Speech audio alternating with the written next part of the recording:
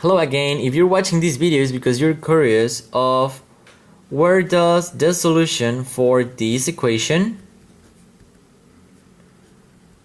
that I told you on the last video it's equal to, and where the solution y it's equal to e to the minus integral of p of x dx multiplying the integral of e to the positive integral of p of x dx multiplying f of x, and this for dx, plus c of e to the minus integral of p of x dx.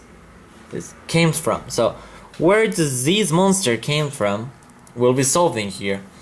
You will probably don't need this information in order to solve any of the problems that you will encounter, but it's very good for you to know why do we have this one, and also for you to understand further problems.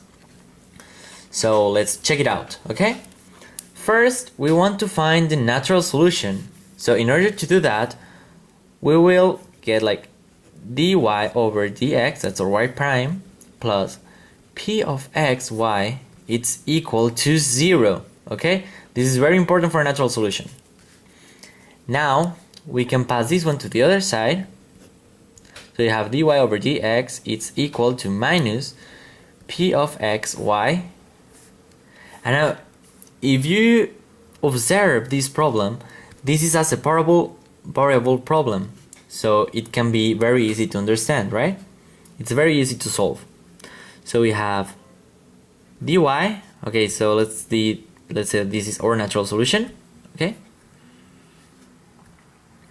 So the natural solution over dx, it's equal to minus p of x, this, okay, just the same. And now we can multiply both sides by dx and divide them by the natural solution yz. So for next step, we will have vyc over yc, it's equal to minus p of x dx. Now we integrate both sides, and so we will have the natural logarithm of yc, it's equal to minus the integral of p of x dx plus c. Okay? So next one, or next step, it's to put this in terms of yc. So we have to eliminate this natural logarithm, and in order to do that, we have to put everything to the e. Okay, so all of this is to the e. So these two eliminate each other, and now we have y of c. It's equal to e minus the integral of p of x dx plus c. It's also over there. But if you remember, if you have these two adding up, it's the same as having ec e to the minus integral of p of x dx. And now, because this is our constant and e is also a constant, it can absorb it. So let's say that our z1 it's equal to e of c. Then our new answer is going to be y of c, it's equal to z1 e to the minus the integral of p of x dx. And this is exactly the same that we have in here, as you see. Okay? Now, for the next part, for the particular solution, it's going to be a little bit more tricky. So let me flip it up so we have more space. And now for the particular solution, so we have that d of y over d of x plus p of x y, it's equal to f of x. And so let's change this one to be our particular solution. So it's y sub p. And we're going to set our y sub p to be u of x multiplying y1 of x. So this is a solution. This is our natural solution. Okay? So it's something multiplying our natural solution. Now we will plug this up. So we have d of ux y1x ycx over dx plus p of x multiplying u of x yc of x, it's equal to f of x. Now first one, these two are multiplying, so it's the derivative of the first times the second plus the derivative of the second times the first. So we have u of x d of yc of x over dx plus yc of x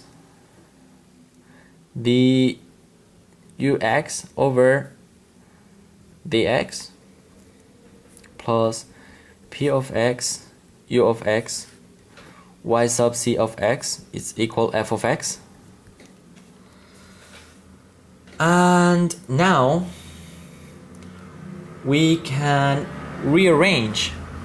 So if we factorize an u of x in here, so we have u of x multiplying d of yc of x over dx plus p of x yc of x, because we multiply this one, we factorize this one out, plus yc of x the u of x over dx, it's equal to f of x. So now, if you remember right, this is the same as the particular solution, right? So let me go back for you to see it one more time. And this one is in here, right? So this one and this one are exactly the same. So this one is equal to 0. And now we have that yc of x the u of x over dx, it's equal to f of x. So now if we separate the variables, we know that the u of x, now we multiply f of x by dx and we divided it by the natural solution y sub c of x, and now we integrate both sides. We will have that u of x, it's equal to the integral of f of x over y sub c of x dx. Now this one starts to look a little bit interesting, right? So, because if you remember, we can go back and our u of x is going to be the same as, is in here, or u of x, it's equal to y of p over the natural solution of x. So when we come back to this, we can change our value of u to be again to be y of p over the natural solution, the particular solution over the natural solution in terms of x, it's equal to the integral of f of x over the natural solution of x times dx.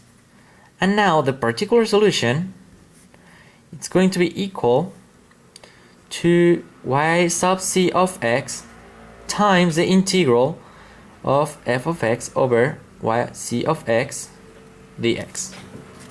So now it's starting to get a little bit familiar, right? Now let's check it out in this other page. Okay, So first of all, we know that y is going to be equal to yc plus y sub p. So or y it's equal to y of c, that it's in here. We already took it out.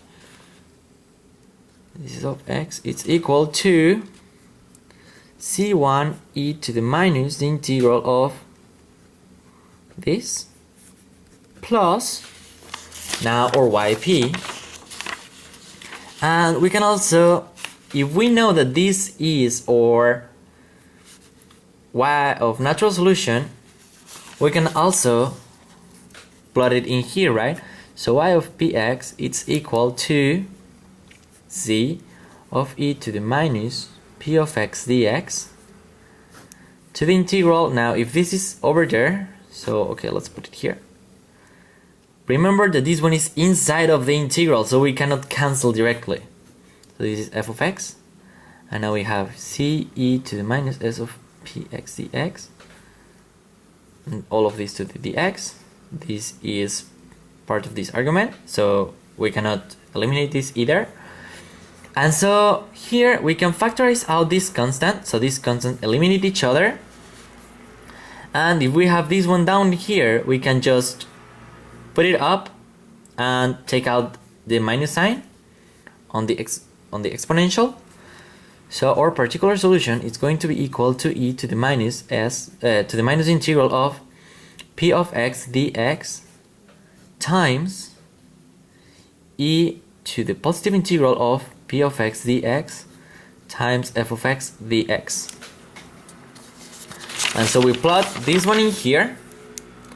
We have that e to the minus integral of p of x dx multiplying the integral of e to the positive integral of p of x dx multiplying f of x dx. It's our solution. Now this is where that came from. I hope you enjoyed and subscribe. Thank you.